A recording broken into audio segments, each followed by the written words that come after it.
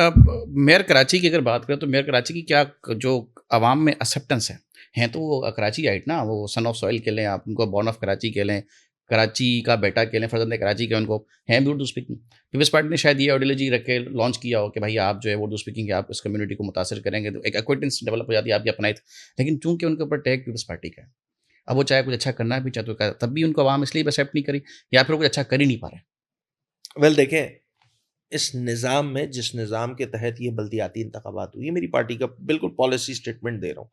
छोड़ दें मुर्तज़ा साहब क्या कर रहे हैं, छोड़ दें इनके टाउन के चेयरमैन क्या कर रहे हैं, मैं एक बिल्कुल क्लियर एक जनरल सी बात बता देता हूँ। जिस निज़ाम के तहत ये बल्दियाती हुकूमतें चल रही हैं, उस निज़ाम में फाइनेंशियली इतनी जान ही नहीं है कि वो डिलीवर कर सके। ये था वो मेरी जमात का बुनियादी स्टांस 2022 में। अच्छा, उस ज़माने में पीपल्स पार्टी, हम असेंबली में भी थे, पीपल्स पार्टी रिसीविंग एंड पे आ गई थी कि नहीं यार, निज़ाम कुछ ऐसा देना है, कुछ इतना बेहतर देना है कि जिसमें जो है वो लोगों को वो कहते हैं ना, डोर स्टेप पे फैसिलिटी मिल जाए। हम्म। भाई मकामी हुकूमतों का काम क्या होता है? मकामी हुकूमतों को जो बुनियादी ज़रूरियात ज़िंदगी हैं, जो नेसेसिटीज़ हैं, उसको डोर स्टेप पे लोगों तक पहुंचाया बिल्कुल जाए। ऐसे ही है, यही है ना एग्जैक्टली ऐसा ही काम। है। हम उनसे बात कर रहे थे, हमने प्रेशर डाला हुआ था, और मीडिया का प्रेशर था, सोसाइटी का प्रेशर था कि नहीं है, ये जो निज़ाम अभी गुजरा है इसमें डिलीवर नहीं हो सका था। यहाँ मेयर अपना रोना लगा के बैठे हुए हैं, डिस्ट्रिक्ट अपना रोना लगा के बैठे हुए हैं, और फिर लोगों ने भी, खुद पीपल्स पार्टी के लोगों ने ये रियलाइज़ किया कि नहीं यार, इस निज़ाम में शायद इतना ज़्यादा लोगों को दे नहीं पाएंगे। अभी यहाँ बातचीत चल रही है, यहाँ प्रेशर हुआ है, पूरा पूरा सिंध इस मामले पे, जो सिविल सोसाइटी है, जो सियासी जमातें, वो बात कर रही हैं। मीनवाइल होता ये है कि अच्छा, फिर एमक्यूएम ने एक स्टेप आगे बढ़ के काम किया। एमक्यूएम ने ये किया कि दीगर जमातों के पास भी गई।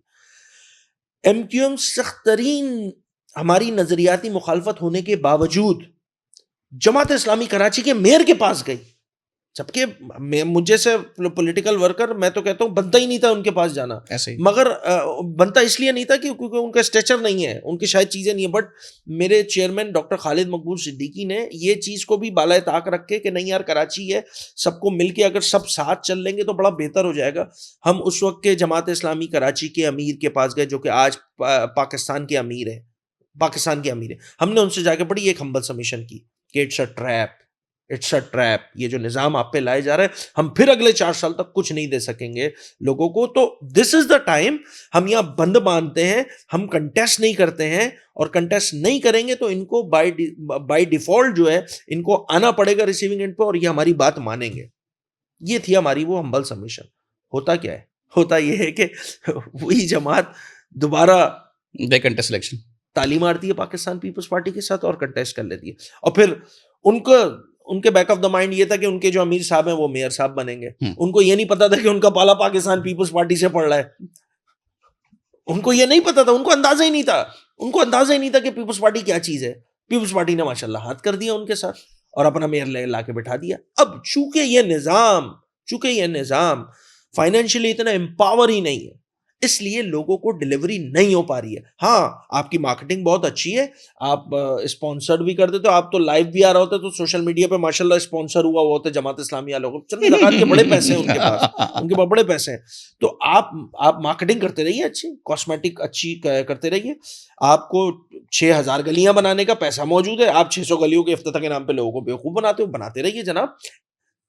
टेक्निकल बात यह है, और जो रियलिटी बेस्ड बात यह कि जो निज़ाम है, जिस निज़ाम के तहत ये मेयर साहब बने हुए, मेयर कराची, टीएमसी के चेयरमैन बने हुए, रिगार्डलेस ऑफ पॉलिटिकल एफिलिएशन ना, कौन किस जमात का, उन लोगों के काम कर ही नहीं कर सकते जनाब, क्योंकि इस निज़ाम में जान नहीं है।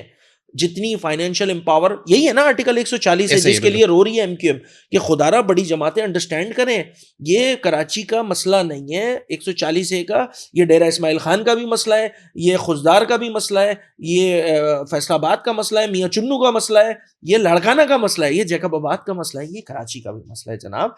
इस पे कंसेंसस डेवलप करने की ज़रूरत है। मेरा ऑक्ट्राइज जिला टैक्स जो है वो किस तरह मिलता है वो आपके सामने, इंफ्रास्ट्रक्चर सेस के पैसे किस तरह मिलते हैं, शहर के 200 अरब रुपए हैं भाई, वो क्यों नहीं देती है वफाक? हमें तय करना होगा, हमें लिखना होगा आईन में कि जो जिस शहर का जितना प्रोपोर्शन है उस शहर को मिलना चाहिए।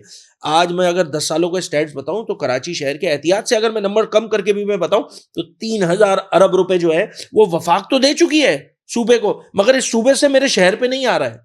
तो इसका मतलब ये हुआ कि सूबा जो है वो पावर जो है वो क्या कहते हैं, 18वीं तरमीम के बाद तो डेवोल्यूशन होनी थी, इधर तो एक्यूमुलेशन हो गई है। इन्होंने तो रख के अपने पास रख लिया है। तो भाई कराची का कराची वालों को मिले, लाड़काना का लाड़काना वालों को मिले। क्यों सिंध का वजीर आला या किसी भी सूबे का वजीर आला ये तय करेगा कि मैं लाड़काना को इतने 100 अरब दे दूंगा और हैदराबाद को इतने 100 अरब दे दूंगा और कराची को इतने 100 अरब दे दूंगा? क्यों डिसाइड कर, क्यों नहीं है एक ऑटोमेटेड सिस्टम? इसी ऑटोमेटेड सिस्टम पे आप एनएफसी से पैसे लेते हो ना वफाक से, तो why not for the division, why not for the district? This is what exactly MQM point of view is, और हम उस पर लगे हुए हैं। We are very much hopeful कि इंशाल्लाह जो 28वीं तरमीम आएगी, अब तो सबकी फरमाइशें तमाम चीजें पूरी हो गई हैं, अब थोड़ा सा आवाम के लिए भी सोच लो भाई। और आवाम के लिए सोचने के लिए ये लाजिम व मलजूम है कि 140A पर उसकी इंटरप्रिटेशन पर उसकी उसके उसकी उसको कॉन्स्टिट्यूशनल एक कवर देने के लिए ये अमेंडमेंट जो है वो नीड ऑफ द आवर है।